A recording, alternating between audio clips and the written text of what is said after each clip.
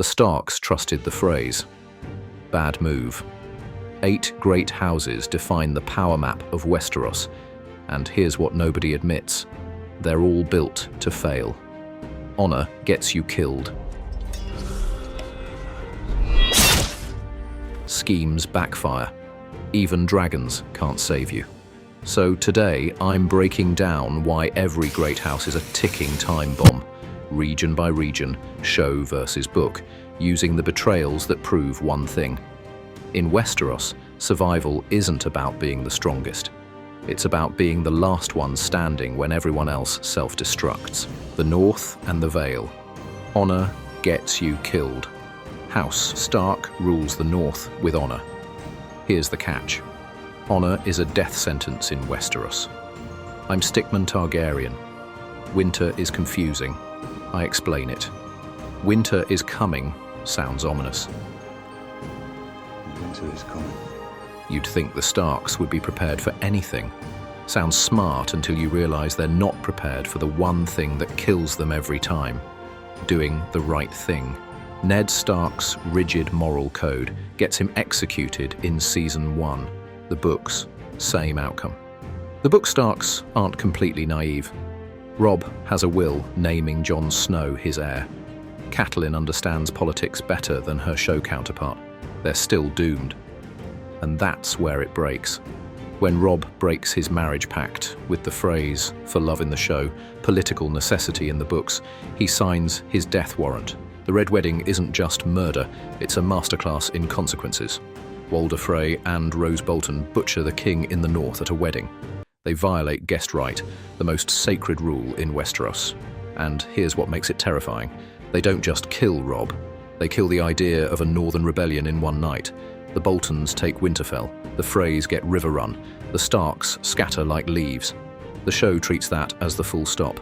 The books don't. Because in the books, Catelyn Stark's story doesn't end on that floor. Her body is pulled from the river, and she's brought back as Lady Stoneheart, a resurrected, voiceless vengeance engine wearing Catelyn's face like a warning label. And suddenly the Red Wedding isn't the end of Stark consequences, it's the beginning of Stark payback. The show gives them a comeback. Jon retakes Winterfell, Sansa becomes a political player. Happy ending, right? In the books, the Starks are still presumed dead, and multiple survival plots are brewing. The North remembers. And the real question isn't whether they'll return, it's whether they'll finally learn that honor without strategy is just a prettier way to die. Stark fatal flaw. Honor. High as honor. That's the trap. Height doesn't protect you from falling, it just makes the fall louder.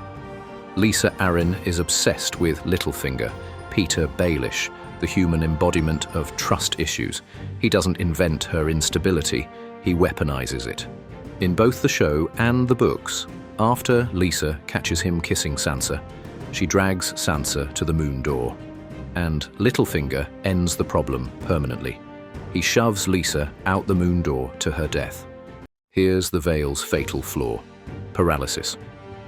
Jon Arryn, Hand of the King and the guy who basically raised Ned and Robert, dies, and Westeros hits the gas. The Vale basically hits Do Not Disturb. Lysa refuses requests for aid, and the Vale stays neutral while the realm tears itself apart. The books make that paralysis political. After Lysa dies, Littlefinger remains Lord Protector of the Vale, but the Vale Lords don't just shrug. The Lords Declarant unite under Jon Royce to remove him, and he buys himself time with deals, leverage, and nerves of steel. And here's the book-only chess move. Sansa is hiding in the Vale as Elaine Stone, Littlefinger's claimed bastard daughter. Then he plans to marry Elaine to Harold Harding, Harry the heir, and reveal Sansa when it matters. So the Knights of the Vale ride north in her name. In the show, the Vale finally does move. Late, but decisive, when the Knights of the Vale arrive and flip the battle of the bastards. The North loses everything because it won't compromise. The Vale loses itself because it won't commit. Big walls, big legacy. Same ending. Legacy doesn't stop a knife in the dark. Arryn fatal flaw. Paralysis. If the Vale dies by doing nothing, the Riverlands die by being everywhere at once. They're rich, fertile, and smack in the middle of Westeros, and they lack natural borders, which is fantasy speak for congrats. You're everyone's driveway. Every army marches through, every war burns their fields, every conflict bleeds them dry. House Tully holds Riverrun with the words family, duty, honor. Sounds noble, until you realize when your geography is your weakness, honor becomes a luxury you can't afford. Catelyn was born a Tully, and that blood tie drags the Riverlands into Robb's war. So when the Red Wedding hits, it isn't just the North that collapses. The Riverlands become the bill everybody refuses to pay. And this is where the book show split matters. In the books, Edmure isn't a punchline. He actually commands, fights, and holds the line at the Battle of the Fords, while trying to keep Tywin from crossing the Red Fork of the Trident. In the show, he gets played more like comic relief. Either way, the outcome is brutal. After the Red Wedding, the Freys are installed over Riverrun, and later, Riverrun is taken back by pressure and leverage.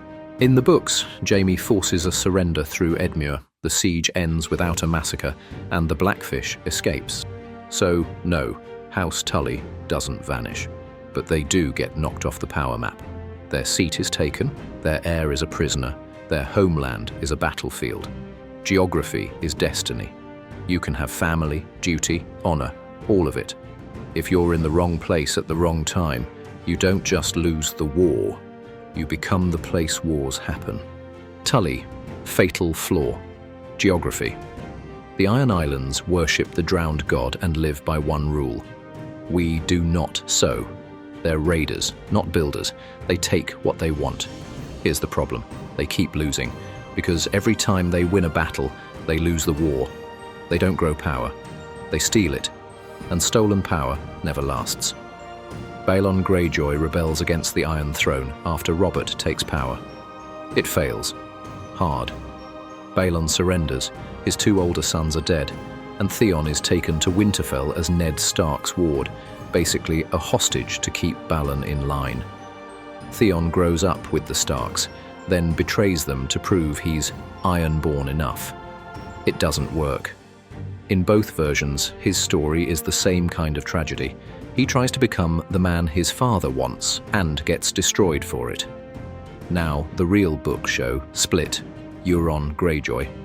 The show's Euron is a loud pirate with ships, swagger, and plot armor. The book's Euron is a nightmare in human form.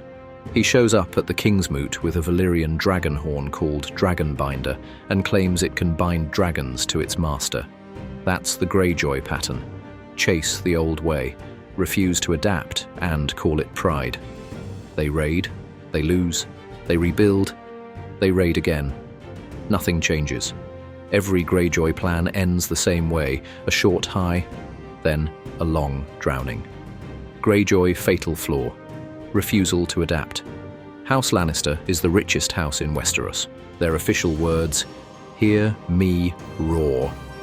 Everyone knows the unofficial motto, "A Lannister always pays his debts." That's a threat, not a promise. Tywin doesn't need to win battles. He wins outcomes. The Red Wedding, he isn't at the Twins swinging a sword. He's in King's Landing cutting deals, corresponding with Frey and Bolton, and turning a battlefield problem into a political execution. That's the Lannister way. Ruthless, efficient, administratively evil. And the show versus book split is sharpest in Tyrion. In the show, Tyrion finds Shae, and it turns into a struggle. Raw, frantic, personal. In the books, it's colder.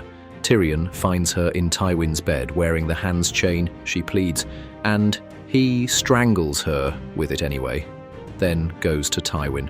The good guy mask slides clean off. Cersei too is darker on the page because we're trapped inside her head. In the books, her fear of Maggie the Frog's prophecy, younger and more beautiful queen, feeds a paranoia spiral that makes her sabotage allies and stack the court with people who flatter her instead of protecting the realm. And that's where House Lannister breaks. Tywin dies, and the glue dies with him. After his murder, Cersei resumes her regency and immediately starts proving she's not Tywin. She's Tywin's ego without Tywin's discipline. The cracks don't eventually show, they show right now. The Lannisters bought their way to the top. The Baratheons took it by force. A Lannister. Fatal flaw. One-man empire. House Baratheon holds Storm's End with 3 words that explain their whole tragedy. Ours is the fury. And here's the catch. Fury without control doesn't conquer enemies. It burns the house down from the inside. Robert's rebellion lights the fuse. After Prince Rhaegar takes Lyanna Stark, Robert, Ned, and Jon Arryn rise against the Mad King. Robert meets Rhaegar at the Battle of the Trident and kills him with a hammer blow so famous it turns the river into legend. He wins the throne, and then spends his reign proving he was better at winning wars than living with victories. Then comes the real Baratheon curse. 3 brothers, 1 name, 0 unity. Robert dies, and the succession becomes a street fight with a law degree. Stannis has the claim, Renly has the charm, Joffrey has the crown. The Stormlands become a brand with no shared strategy. And Stannis is where the book show split matters. Show Stannis gets flattened into a harder-edged zealot arc. Book Stannis is colder, funnier in a dry way, and relentlessly duty first, right down to his signature tick, grinding his teeth while he tries to save a realm that doesn't love him back. In the show, his story ends. In the books, it's not finished, but the point still lands. Baratheon power is built on force, and force ages badly when the guy who swung the hammer is gone. Baratheon, fatal flaw, ego and succession.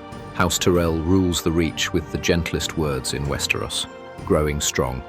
They're masters of soft power, marriages, alliances, image control, the long game. Sounds smart, until you remember, soft power only works when somebody else is holding the sword.